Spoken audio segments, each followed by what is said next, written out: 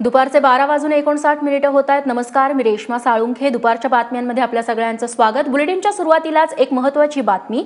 कोल्हापूर आणि सांगलीत विशेष पोलीस महानिरीक्षक विश्वास नांगरे पाटील यांनी हेल्मेट सक्ती केलेली आहे। मात्र विश्वास नांगरे पाटलांच्या या निर्णयाला विरोध होतोय, त्यामुळे आता हेल्मेट सक्ती संदर्भात सर्वपक्षीय बैठकीला सुरुवात झाली आहे। या बैठकीत शिवसेनेचे आमदार राजेश क्षीरसागर, महापौर हसीना फरास यांच्यासह सर्व राजकीय पक्षांचे कार्यकर्ते हे उपस्थित आहेत। कोल्हापुरातल्या पोलीस अधीक्षक कार्यालयात ही बैठक सुरू आहे।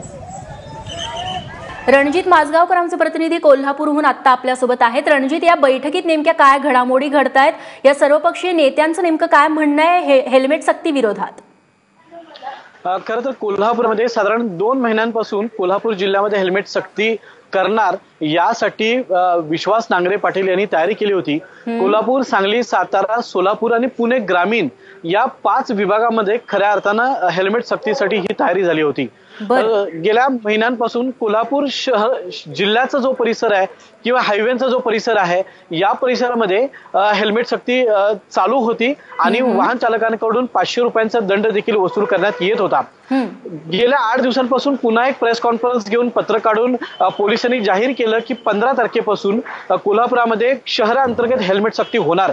याला विरोध नागरिकांनी रस्त्यावर येऊन केला आणि त्याला पाठिंबा शिवसेनेनं दिलेला आहे। पोलिसांनी हेल्मेट सक्तीच्या अगोदर जे अवैध धंदे जे चालू आहेत, मटका, दारू आणि इतर जो जुगार इतर प्रकार आहेत हे थांबवावे आणि मग हेल्मेटकडे यावे अशी मागणी नागरिकांनी केली, विविध पक्ष संघटनांनी केली।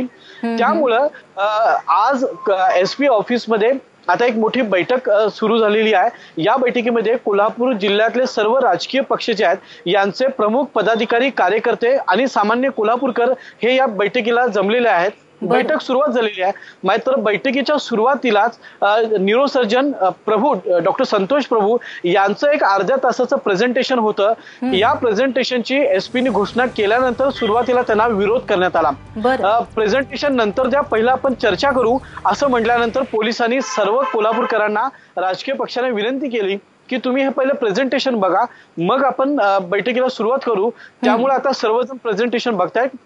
या बैठकीकडे नेमकं काय तोडगा निघणार आहे, या बैठकीतून नेमकं निष्पन्न काय होणार आहे हे आता 1 तासामध्ये कळेल। मात्र सातारा, सांगली आणि कोल्हापूरमध्ये या हेल्मेट सक्तीला आता विरोध होताना दिसतोय।